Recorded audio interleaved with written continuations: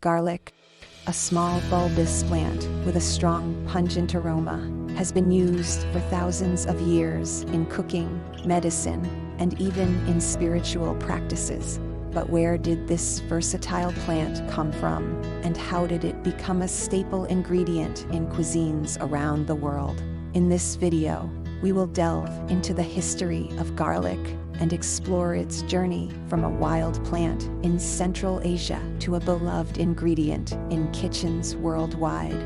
From its use in ancient Egypt to boost the strength of pyramid builders, to its role in traditional Chinese medicine and its rise in popularity in American cuisine, we will also examine the science behind garlic, uncovering its medicinal properties, and hear from experts and farmers about the current state of garlic cultivation and consumption.